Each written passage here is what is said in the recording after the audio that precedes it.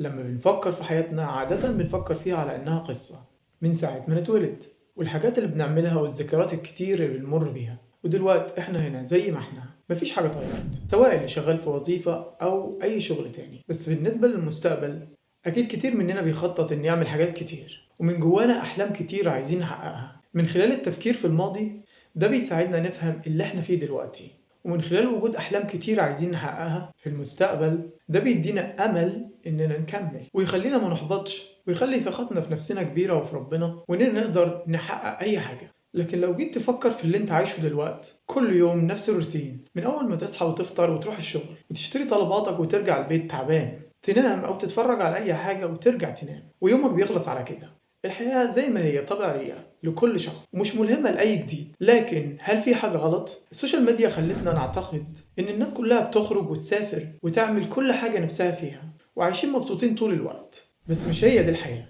كل اللي بنشوفه على الانستجرام أو أي مكان تاني بيخلينا نحس إن هي دي الحياة الحقيقية، وإننا عايشين في مستوى أقل ولازم نعيش زيهم.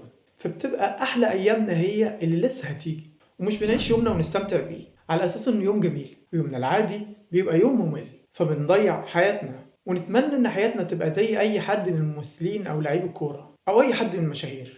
أكيد في كتير منهم بيعمل حاجات تخدم المجتمع أكتر مننا، لكن بيقضي يومهم زي يومنا عادي، بيصحوا من النوم ويروحوا الشغل وبيعملوا حاجات هم مجبرين يعملوها لأن ده شغلهم، وغالبا ما بيبقوا محبطين وبيعيشوا حياتهم زي أي حد، زي ما أنت بتعيشها برضه. لنفترض إنك بتنام 8 ساعات يوميا، فأنت عندك 16 ساعة تقدر تعيشها صح. الوقت من أول ما بتصحى لغاية ما تنام وكل المواقف اللي بتتعرض لها خلال الفترة دي بتحس إنها عادية ومش مهمة.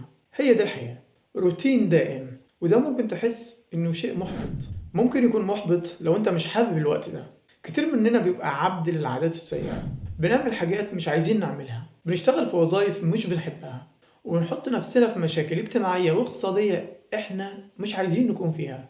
وعلشان كده دايما بنفكر في المستقبل وبنستنى نعيش حياتنا الحقيقية اللي لسه ما جتش. بس في جانب إيجابي، وهو إن تغيير حياتك كلها مش حاجة صعبة قوي زي ما انت متخيل، لأن ال 16 ساعة اللي انت بتبقى صاحي فيهم ده وقت تقدر تتحكم فيه. ممكن تبدأ تبني عادات كويسة تستمتع فيها بحياتك، تقدر تاخد قرارات تتماشى مع قيمك، وبالتالي تساعدك إنك تكون النسخة الأفضل اللي تحب توصل لها من نفسك.